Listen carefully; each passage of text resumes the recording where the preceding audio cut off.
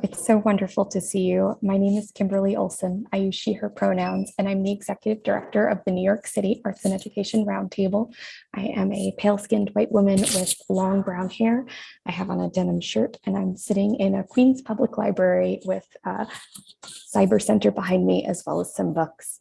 And it is my great pleasure to welcome you to Youth Have the Floor in conversation with choreographer Ayodele Casel as part of our annual Face-to-Face 2020 conference.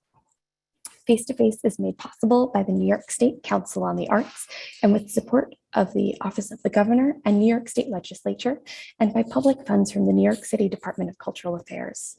This session in particular is brought to you by our generous sponsor, the Arthur Miller Foundation.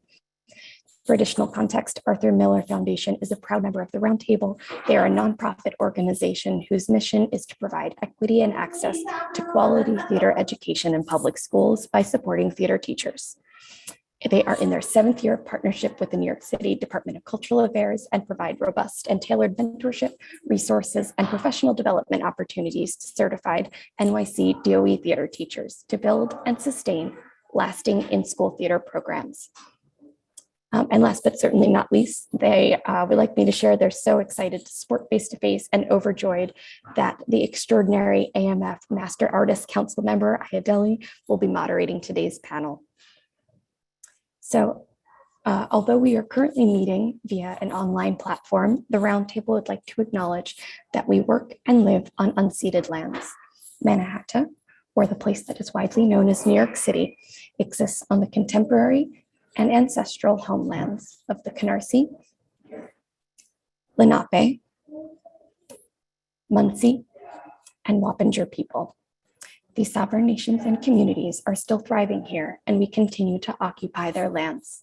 We would like to give a moment of respect to them, as well as to the immigrant and Black communities who have helped build the city we know today. As we recognize that all of our past, presents, and futures are intertwined, we would like to also uplift contemporary Indigenous arts organizations that we can all support and learn from.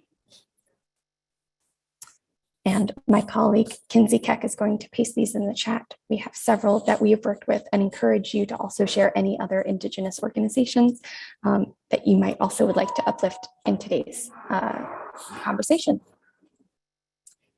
Let's see, so just some Zoom reminders. If you're having trouble with Zoom, please send myself or Kinsey Keck a private message. Please keep your microphone setting on mute unless you are the person speaking. We encourage you to use the chat to ask questions, to connect with other folks on the call. This call does include, as you can see, live ASL interpretation and also closed captioning.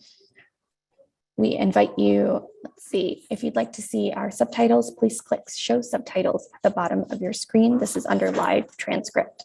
Lastly, this session is being recorded and will be made available on the Roundtable's website. And with that, it's my great pleasure to introduce you to Gary Padmore, who is the Director of Education and Community Engagement at the New York Philharmonic and is also a Roundtable Board Co-Chair. Welcome, Gary. Kim, and your background sound was amazing. And props to you and to the Roundtable for all of your great work with this face-to-face conference. I know, speaking personally, it was a wonderful opportunity to really have a moment to pause and have a deep perspective of the importance of my work and our work collectively as a field. Before I start, I just wanted to invite the group in to just take one collective breath in and out. So I hope you've all been taking the time you need to breathe and to take care of yourself, as we've been encouraging you all throughout this season. And what better way to end this face-to-face conference than with the voices of the most powerful in our community, which is our young people. And before we get to the young people, I want to introduce an incredible artist, as Kim was sharing, Ayodele Casel, who is an incredible tap dancer, and I'll just read her bio. She is an award-winning tap dancer and choreographer of extraordinary depths, which was noted by the New York Times, and one of the New York Times' biggest breakout stars of 2019. Most recently serves as a tap choreographer for the highly anticipated Broadway revival of Funny Girl. Ayodele was born in the Bronx and raised in Puerto Rico. She began her professional training at NYU's Tisch School of the Arts. Her origins in theater and love for storytelling and tap dance have significantly contributed to the narrative nature of her work, which is rooted in the expression of identity, culture, language, and communication. Ayodele has been a dance educator for over 20 years and is the co-director of Operation Tap, which is an online tap dance educational platform. She also has the privilege of being a featured tap dancer, honoring the art form of tap on the 2021 U.S. Postal Service Forever Stamp. And on a personal note, I had the great pleasure of witnessing Ayodele's incredible artistry while working at the New York Philharmonic. We had a program last summer, and she performs with such precision and joy. And so I'm really excited to hear her facilitate today, and props to her. And I hope you all get to see her in action as well. And without further ado, I'll pass it over to Ayodele. Thank you. Oh, thank you, Gary. Thank you. Thank you, Kimberly. Thank you all for this beautiful invitation to be in conversation with, our young people, our young artists who I believe, and it's not hyperbole to say that they will change the world. I believe that arts definitely have the power to do so. I don't know, I feel very privileged to be here. So thank you for the invitation. Gary, I loved that being out it was in the Bronx actually that I did that Philharmonic uh, performance with the great Arturo O'Farrell. And I love it. I'm from the Bronx, like you mentioned. I was born in the Bronx. I'm a very proud Bronx native. And I am also really proud to be of Black and Puerto Rican descent. Those are really two important identities that I carry with me just proudly, not just as a human being and as a woman walking this world, but also as an artist. I believe, and one of the things that I say to young people very often is that your identity is your superpower, that who you are and where you grew up and the people who raised you and the foods that you eat and the music that you love and the languages that you speak, that those are the things that will connect you even more deeply with not just the audiences, but just that you are going to come in contact with, but really with every single human in every environment. I wanted to be an actor since the age of 9. I was 9 years old when I sort of really retreated into a very, just in my own imagination, very, very deeply. And I kind of, I was living my life, even as 9, 10, 11, 12, with this idea that one day I'm going to be an actor. And I just want to give just some context to this conversation, and even how Gary introduced me as a tap dancer choreographer, because really I that came out of my desire to act. And I was in high school, and I was a senior in high school when my English teacher changed her course to something called History of the Movies. And it was in that course that she introduced us to classic old Hollywood films. And that was the first time I saw Fred Astaire and Ginger Rogers. And I saw them float across the screen. And I thought, oh my goodness, like I want to do, like, that is incredible. I want to do that. And I did not have any formal like arts training. I did not go. My mom did not have the resources to put me into classes like that. So I would go to the library and I would rent their movies, and I would like lock myself in my room and just try to do what they were doing to varying degrees of success. I wasn't so great, but in my mind, I was like, yeah, I'm doing it.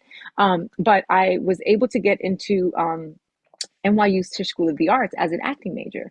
And I was in all my glory when in my sophomore year, they offered us a movement class, Tai Chi and tap. And and I remember thinking like, oh my God, this is my opportunity to like learn how to like tap dance. This is all what I've wanted to do. And I remember thinking to myself, I'm not Ginger Rogers. Nobody's going to look at me as Ginger Rogers. I'm a Black and Puerto Rican girl from the Bronx. Like I'm not a Hollywood star, but I just was called to like, to do this thing.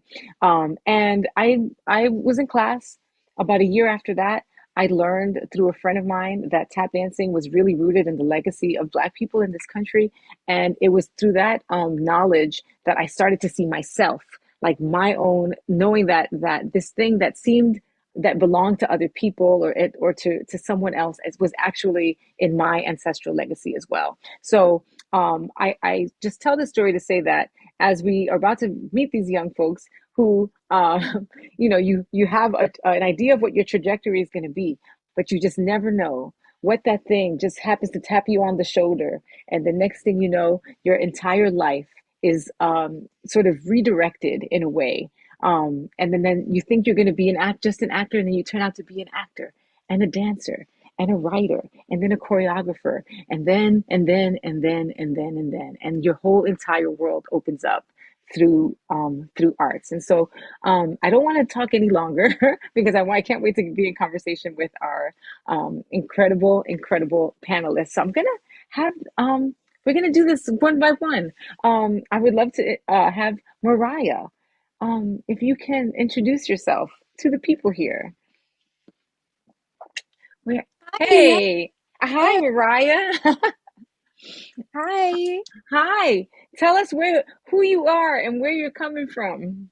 Of course. My name is Raya.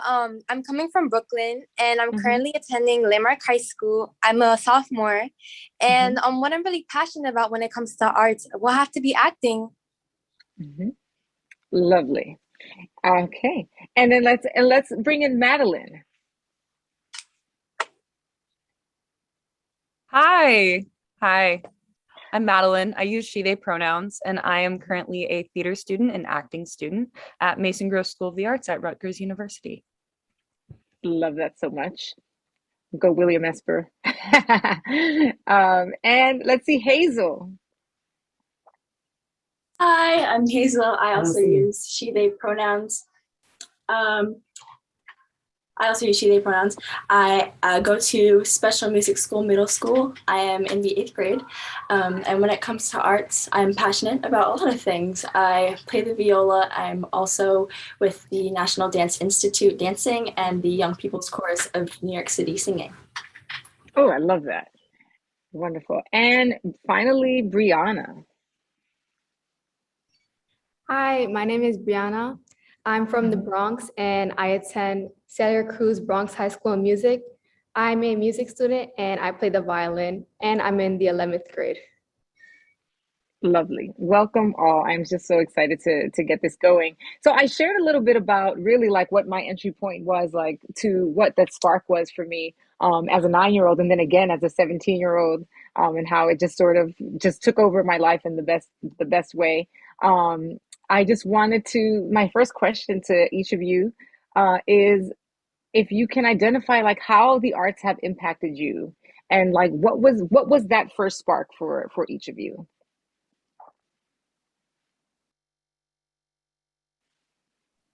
What I would have to say was arts has impacted my life by helping me find my identity and expressing my creativity.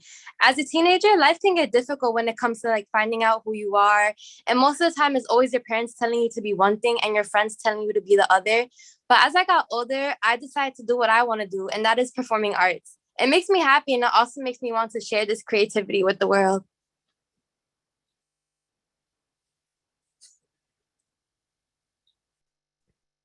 Yeah, very similar to what you were saying, Ayodele. Art has actually been the most constant thing in my life, I would say. Mm-hmm. I'm 18. In my 18 years of life, I've moved 18 times. Mm. I grew up with a single mom, and instead of paying for a babysitter, which can be really expensive, she was an artist and was always in a band or choreographing a show or in a show, directing a show. She was always involved in the arts somehow. And instead of babysitting, I would just join her at her rehearsals, probably starting at like 3 years old. And I was super quiet and just really wanted to watch. And eventually that turned into, oh my gosh, I want to dance so bad at like 5 years old. And I wanted to be a dancer for a really long time. That turned into singing, and that turned into acting, which turned into musical theater, which turned into somehow I ended up at Mason Gross. Like it just keeps going and going. And I've found that the play space given to you through arts can help so much in the deconstruction of yourself, which is really what I'm focused on now. And if the deconstruction of myself and the figuring out how I experience the world can help others fully experience their own world, and if I can help others do that, that is what I really want to do through storytelling, no matter what medium. Yeah. Love it. Beautiful. Thank you. Thank you for sharing that. Brianna. Hi. Yeah. Hi. The arts, I could say like the arts has impacted my whole life. So ever since that I was a little kid, I started playing the piano at third grade. And due to like financial issues, we had to stop paying for my lessons. Then to fifth grade, I started playing the trumpet in my school band. And then during the fifth grade, I went to Carnegie Hall, which is located in New York, Manhattan. And it was my first Carnegie Hall concert as a fifth grader. And instead of watching my trumpet section, I was very focused in the string section and especially the concertmaster. I was really fixated on her and looking at her play with such beautiful tone, vibrato. It inspired me to play the violin. It was like a major spark for me. And I saw it as my calling to play the violin. 2 years later, after that, the seventh grade, I started playing the violin. And to this day, I'm still playing the violin and hoping to go in as a music performance major once I get to college. I have no doubt that you will. Beautiful. Thank you for sharing. And Hazel. So I can easily say that without the arts, I would not be who I am today. The arts has always been in my life. Both of my parents are a part of like the music industry. My father is an audio engineer and my mother is a dancer as well. She's actually a tap dancer and she's in this meeting. I've been dancing since, ever. I've always sat in on my mother's classes and participated in the dancing. And it's always been such a joyful experience for me. And the arts overall has really shaped me as a person and helped me figure out who I am. And as I think Madeline said earlier, the arts has stayed a constant within my life. And me itself, it's just, without it, I would just be like so bland, so plain. I'm really so appreciative to all of the organizations that I have been able to work with and be a part of, especially on scholarship, because I know that I would not be able to afford everything that every program that I'm in without scholarships of support.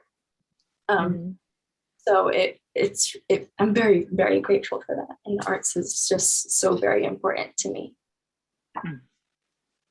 Thank you. Thank you. Thank you for sharing that. Each one of you kind of touched up in about this. And even like I when I introduced myself, I was speaking about how like resources are always a thing, right? So like even like from my at home, and I'll speak for my own family, like my mom, I didn't even know that like that dance schools and dance programs or that arts programs really existed like that until, when I was much older.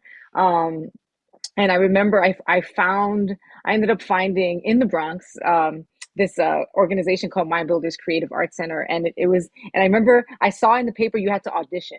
You had to audition for it. And I was so excited to go to an audition because I felt like the auditions were like the mark of like professional life. You know what I mean?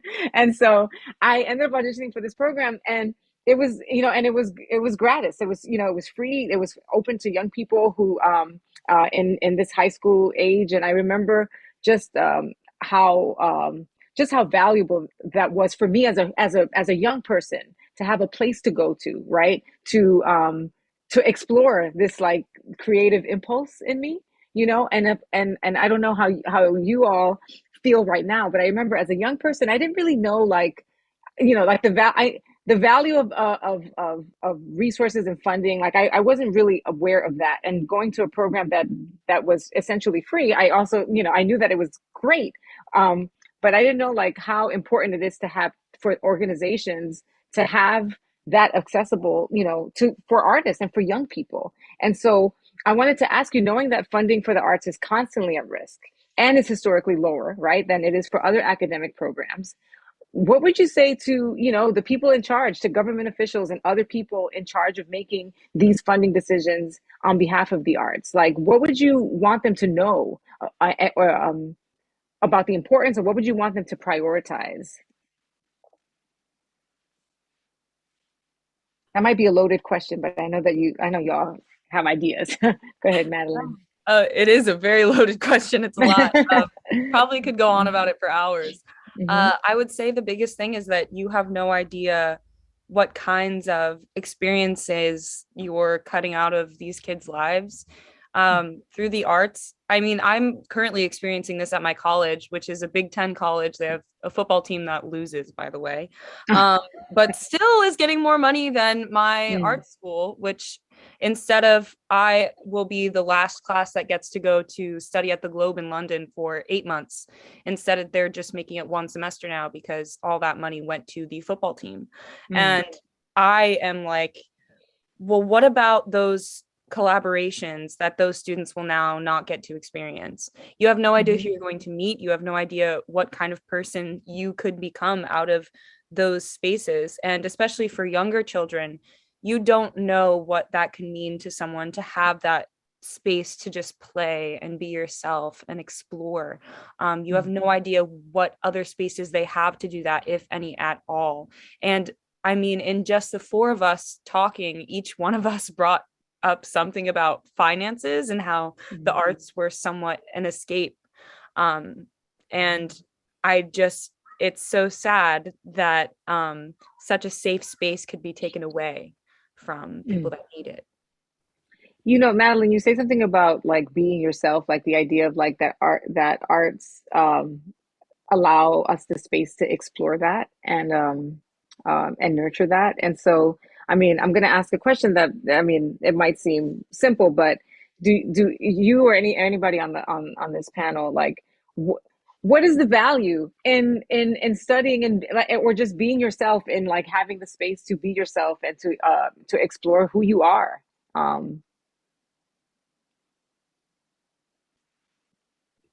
Well, I mean, in times of troubles and hardness, like during the pandemic, everyone was talking about the new music they were listening to, the new movies they were watching.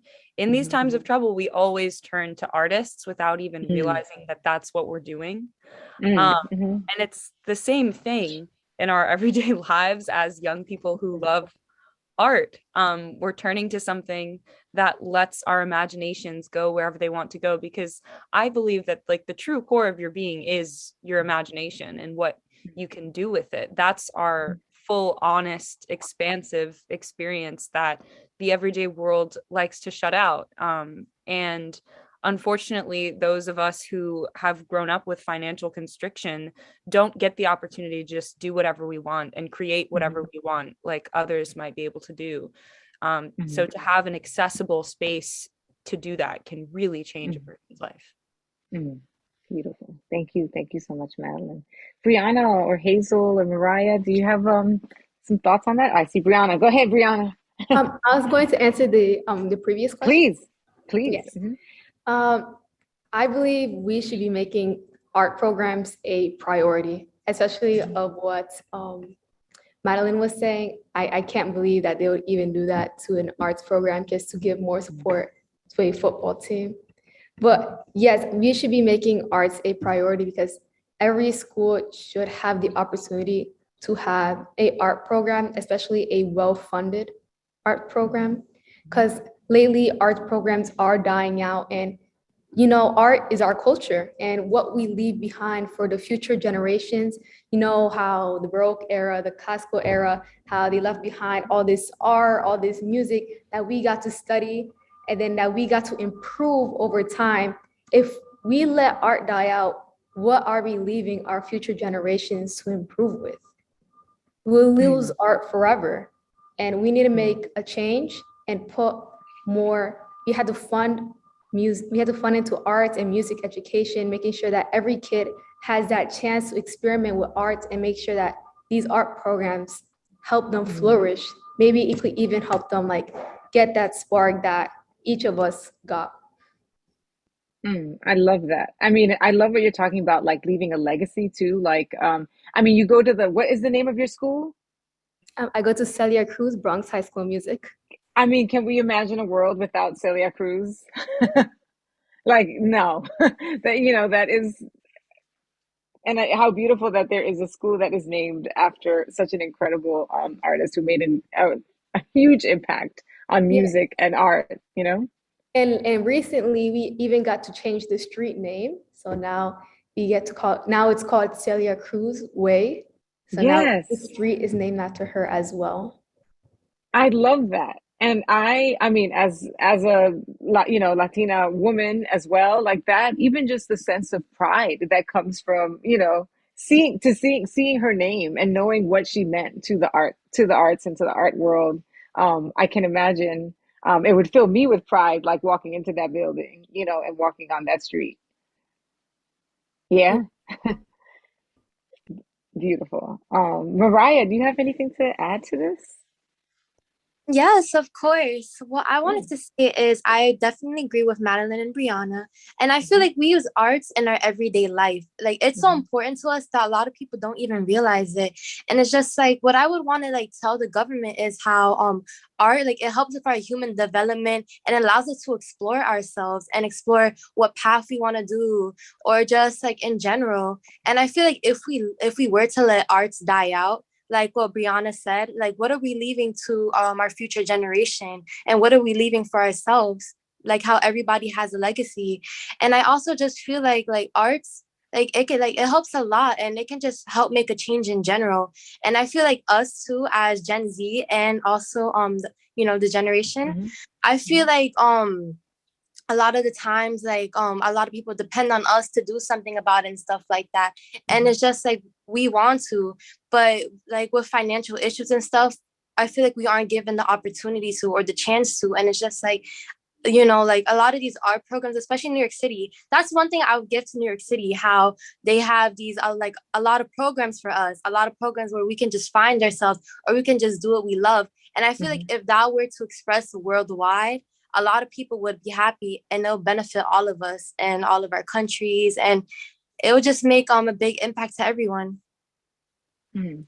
I love that. I would and hey, I don't know if I should go to Hazel first or if I should just respond to you really briefly or and to the group. I want to know, okay, I'm gonna have to like I'll make a mental note. Hopefully I won't forget. But it has something to do with change. And you said make a change. So somebody remind me of this after we go to Hazel. Okay. Go ahead, Hazel. Obviously, I agree with a lot of the things the other people in the Zoom call said. Hmm. Um, I would also like to branch out into a different topic of connecting music programs and academic education. Hmm. I know that personally in my school, not to brag, but we perform Hmm. very well academically as well. And you may think that that has to also do with the music aspect, because in my daily life at school, I go to a music school. I have classes like chorus and music theory and music history and private instrumental lessons worked into my day.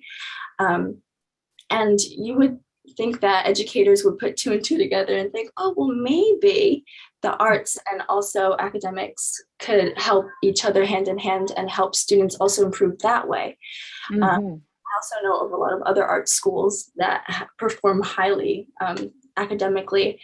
So I also think that that's such an important aspect of it, as well as also people figuring out who they are, and also being able to explore themselves through arts, acting, Hmm. instrumental, dancing, singing.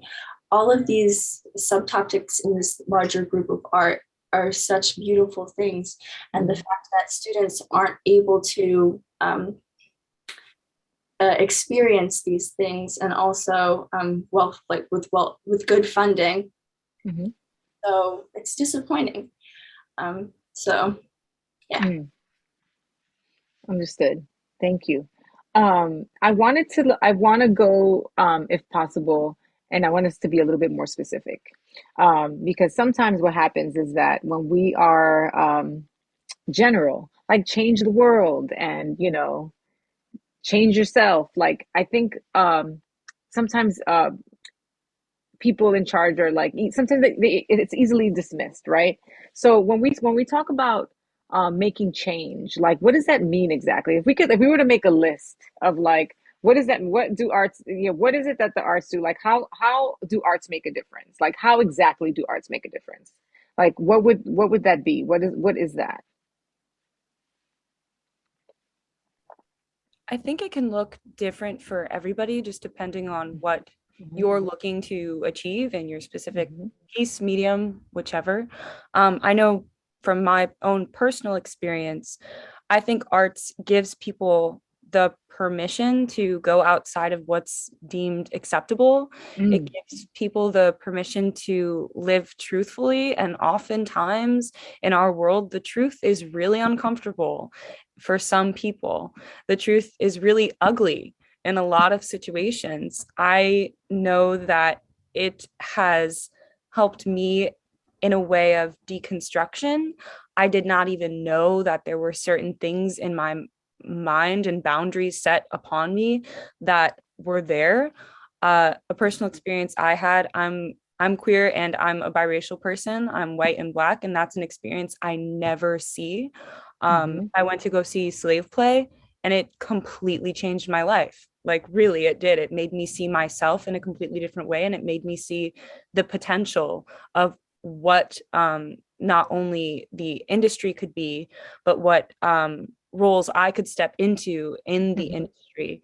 And mhm, I would love for us to just be able to expand on those things, because you have no idea who is watching and how they're going to walk away and how they're going to be changed walking away. Because I truly believe there is like a pre me seeing that show and there's an after me mm. seeing that show. And I want it to be so that that will be the case for every piece of art that I see. And that's what I personally strive to do in my own work and storytelling.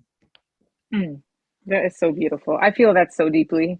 I know I know exactly what you mean. I feel like oof, I I don't know. One of, if I may add to the list, one of the great blessings and like wonderful after effects of art, delving into art, is just that as artists you become I don't want to say comfortable with, but yes, like with the idea of vulnerability and sharing yourself and sharing aspects of who you are, right? And I do think that each and every time we do that, we teach other people how to do the same thing, right?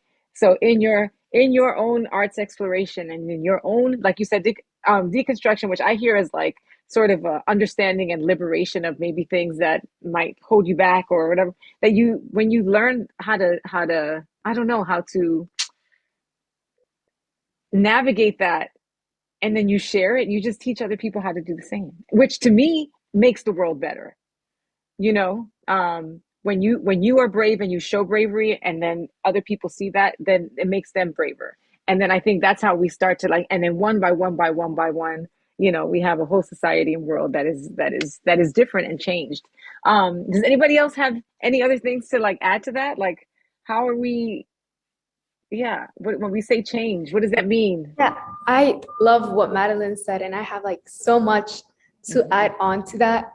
mhm, I'm Hispanic, I'm half Mexican and half Dominican.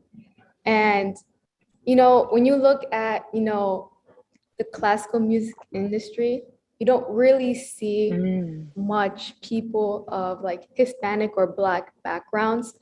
And I feel like we could market change as in, with these new funding art programs, especially in like more minority communities, especially since the majority of minority communities are Hispanic and Black, we mhm, could bring new like aspiring musicians into this classical industry. And I feel like personally, like music to me, like it just like it helps me escape to like a new reality, and like it helps like express myself, and it makes me like so happy. It makes me so happy. And I feel like if I didn't have music, I don't even know what I'd be doing. Honestly, I feel like my life would be like pointless if I didn't have like to play the violin, because honestly, like before I decided to make my choice that I was gonna go into a performance and music major, I was thinking about a lot of other majors until like one night I had like that one realization, like, how am I not going to go to orchestra every day? Like, how am I not going to practice my violin every day and have like new repertoire and have a new solo or try to get a new solo? Like, it just hit me. And I was like, how am I going to like, why do I want to do another major if it's not music? Like, I love music. And then from there, like, I realized, especially since like a lot of music careers are not high paying careers, sometimes you have to think about the fact that sometimes it's not really about the money. It's more like about how it makes you feel, about like how happy it makes you feel, no matter what. Mm. I love that. And that pursuit of joy, which I love that you say, and how happy it makes you feel, because I feel like, um, I don't know, there's certain joy will never get old. Sharing your joy, being joyful, encouraging other people to focus on their joy, like all of that is, I don't know, it's just such a worthy life pursuit, and one that I think is that I should say, like, even I'm like 30 years probably older than all of you.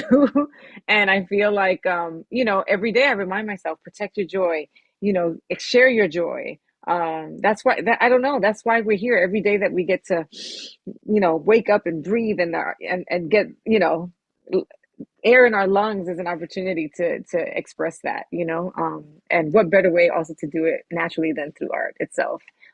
Mariah or Hazel, do you have anything to add to this particular conversation? Yes, go ahead, Hazel. I see you. Oh, both of you. Go ahead. Oh, it's fine. Okay, Mariah.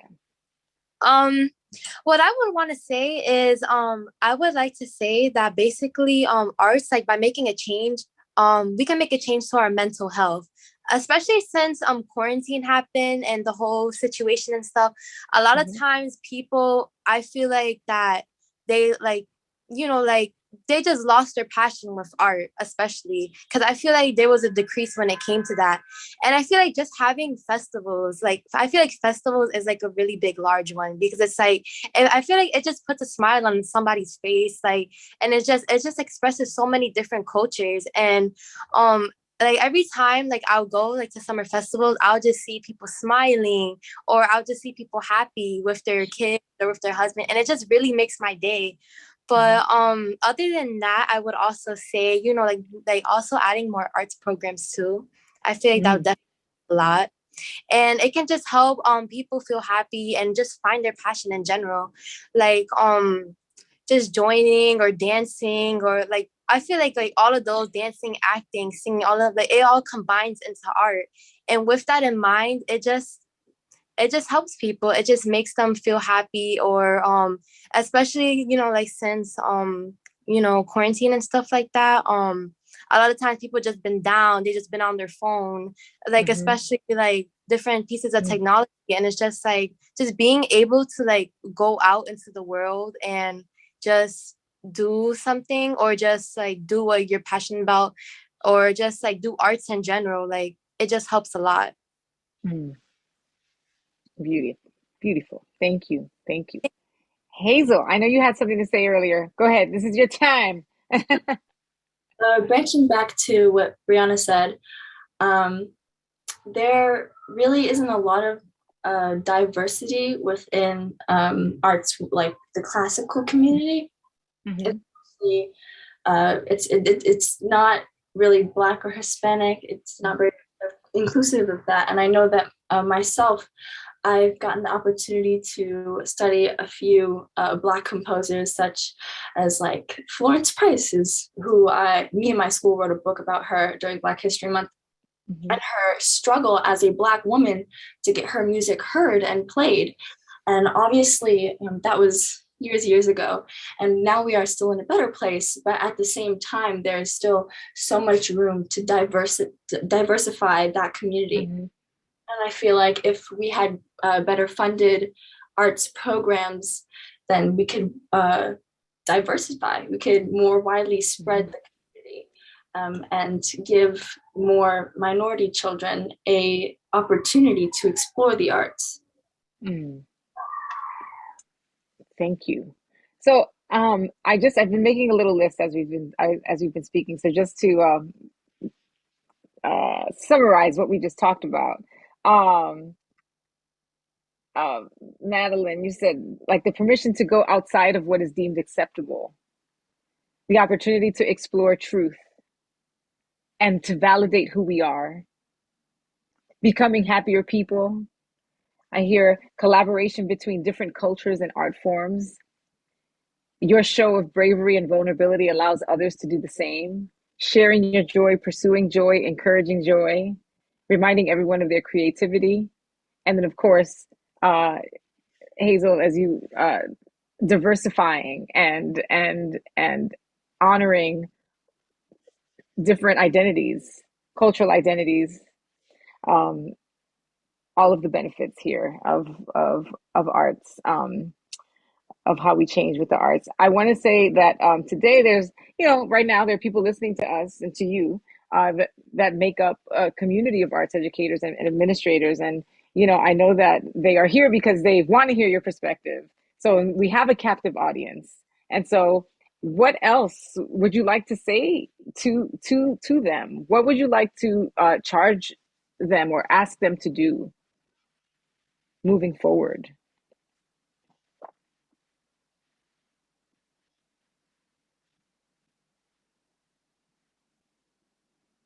We touched a little bit on it. You said, adding more programs, realizing the importance of.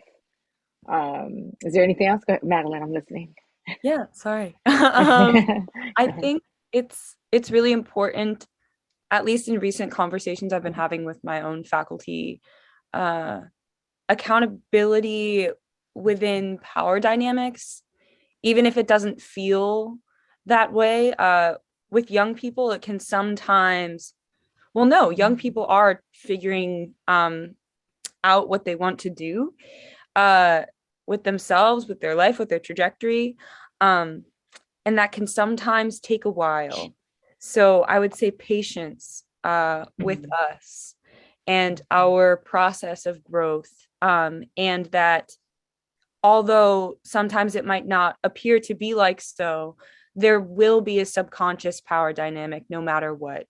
And so to just acknowledge that you do have this power to shape our minds in whatever way you'd like. And we are such fragile human beings at this moment, to just let us have the room and space to explore and play in safe ways. And the accountability of you might not know everything, and you might need to collaborate with others to figure out what is the most helpful in certain situations and what is the most useful, because as young people, we might not always have figured out how to communicate that with you yet, but we're working on it. Oh, I love that so much. I love that so much. Yes, thank you. Yeah. I'm thinking right now, I'm like, yeah, listen to them, listen to young people. I listen, just listen. Listening is so important. Thank you, Madeline. That was so beautifully articulated. Mariah, Brianna, Hazel, do you want to add to that? I know that we already touched up on this topic, but something really important to me is accessibility as a whole. Because as I mentioned before, I would not have been able to participate in all the programs that I've been so lucky to be in if I wasn't on scholarship, if I didn't have the people around me to let me know about them. And I think that if there were more arts programs, just in general, and they were better funded and there were more opportunities for lesser fortunate financially, I think that's so important, because people that just happen to not have as much money could miss out on something they're so passionate about, that their career path, but they're truly exposed to it, so they don't even know. Absolutely.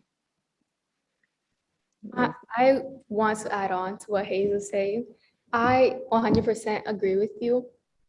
I also, especially since I'm from the Bronx, I have been able to have so much amazing opportunities just because I was on scholarship or I was helped financially. The private lessons that I take on a weekly basis was given to me on scholarship, something that I know my family would never be able to afford. And just last year, I went to a music camp that something I wasn't able to financially afford either, but I was helped financially again on scholarship, which I'm trying to get my financial help once again this year to go back. And I feel like, honestly, we should be making things so much more accessible for kids out there who can't pay all the money to attend a music camp or like a theater camp, especially like programs like that give you like private lessons to like give you private instruction on that work. And like especially college, I feel like especially college is something like very expensive, especially if you're going into like an arts major. A lot of kids, they have like difficulties paying that. And I feel like if we had the opportunity to like make things more accessible, that we'd have more people going into art majors, because I know a lot of people will drop out because they're like, I'm drowning in student loans, or they won't be able to go to this art program because they're like, my parents can afford it and we need this for rent. And I feel like, honestly, if we all had the opportunity that we could just make things more accessible for everybody and even create like free things, like a free camp out there for art programs, like free lessons out there for kids who can't have those private lessons that cost so much money. So accessibility is honestly something so huge and so important to help us all out. Thank you. I love it. Yes. Thank you, Brianna. Mariah, would you like to add to that? Yeah, I would like to add on. I definitely agree with all of you. And I do agree. And a lot of the times, we're not able to afford something that we really want to do. It's because of financial problems. And I feel like that does have a big effect on us.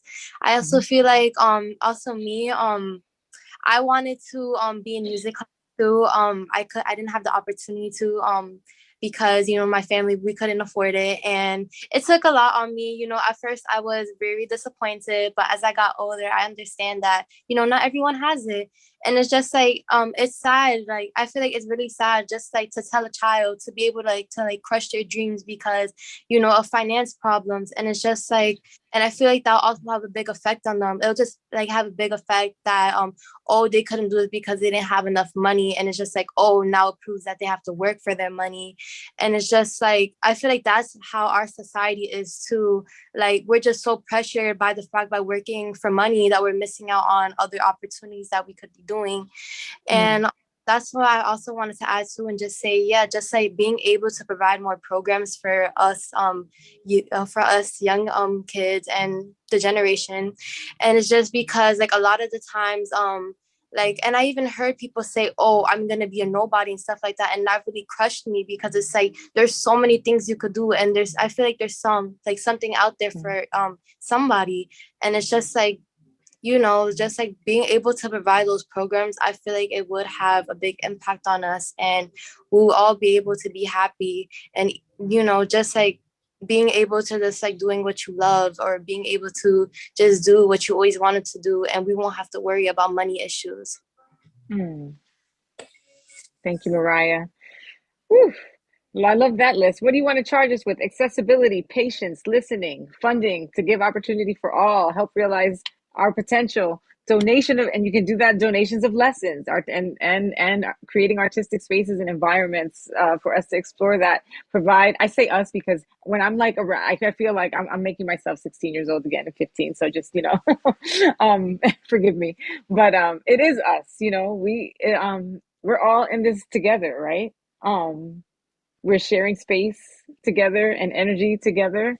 If I had a dime for every dentist or professional that wasn't an artist who, when they find out I'm an artist, they say, oh, I used to play I was in a band in high school, or I loved doing that and I stopped and I miss it, and it just reminds me that, that just of like how the creativity is always in us and lives in us, even when artists that that are no longer, but they always are artists inside, you know. I don't know. We're almost at time. Do y'all have any questions? We have like, you know, maybe time for like a question, or is there something that like is burning in your brain right now that you want to get out before we move?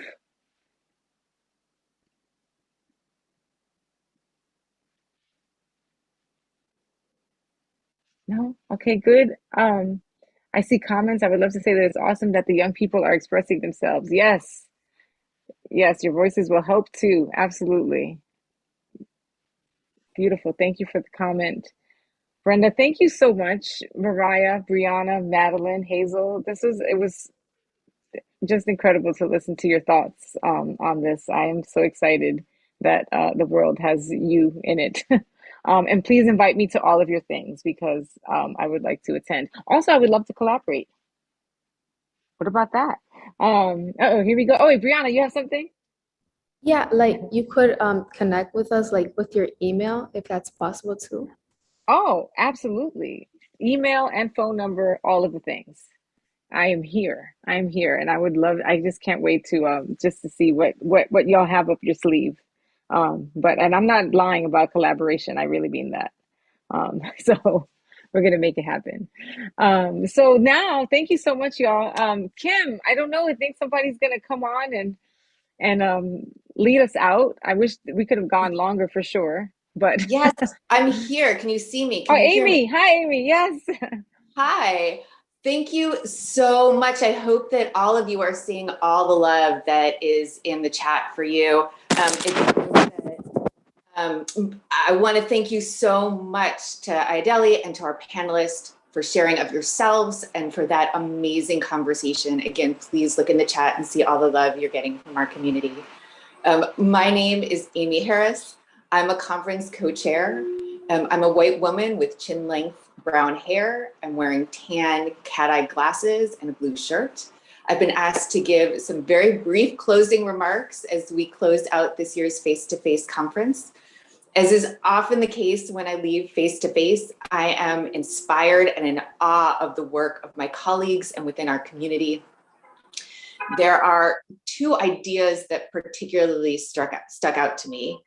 One is a reminder prompted both by facilitator Akisha McKen and by our panelists today that we are all artists, and it's our ability to dream and to share those audacious ideas that will inspire change. The second is how often the idea of community, both the need for and the power of the collective, was reiterated.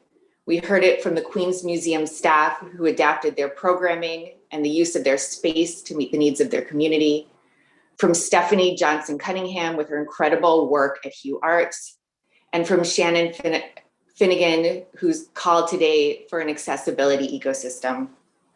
So often over the last 2 years, we've worked alone in our homes and been isolated in little Zoom boxes. And this conference was a reminder of the power we have as a community. And this conference in particular couldn't happen without the support of our community. On behalf of my co-chairs, Dr. Durrell Cooper, Shobha Kavanakudil, Alexandra Lopez, and Kim Olsen, we are deeply grateful to the conference committee and to the Roundtable staff for their tireless work. And we give thanks to the sponsors for their support of this year's event. We ask that you please take a moment to fill out the conference survey that you'll find in the chat. A reminder that we are, in fact, a community. We want to hear your ideas and your opinions, whether it is through an email to Executive Director Kim Olsen or a board member, or by joining a committee to help shape programming or policy. We cannot function as a community without you. And now I throw it back to Kim for some final roundtable announcements. Wonderful. Thanks so much, Amy. And hi, everyone. Oh, it is bittersweet that we are now closing out face-to-face. It has been such a pleasure connecting with you virtually and in person for the first time at face-to-face in 3 years. A huge thank you again to Ayodele and to our panelists, Mariah, Madeline, Hazel, and Brianna. I mean, the charge is now with all of our participants here. You heard what we have to do as a community. So I look forward to supporting you from our vantage point here at the Roundtable. You know, we are always here to support however we can. Additionally, thank you just for joining us throughout this amazing 3 weeks. I also wish to say a thank you to our sponsors. And I know Kinsey's probably going to put a little slide up. Wonderful. We are so incredibly grateful to the support of the Department of Cultural Affairs, Dance NYC, Volunteer Lawyers in the Arts, LEAP, NISCA, Disney, Arthur Miller, Center for Fiction, City College Program in Educational Theater, and M&T Bank for their support of the annual face-to-face conference. It is in part due to that we are able to continue to bring opportunities like this to our community. Last but not least, I also do want to share we have some upcoming events and opportunities coming up that we'd love for you to take advantage of.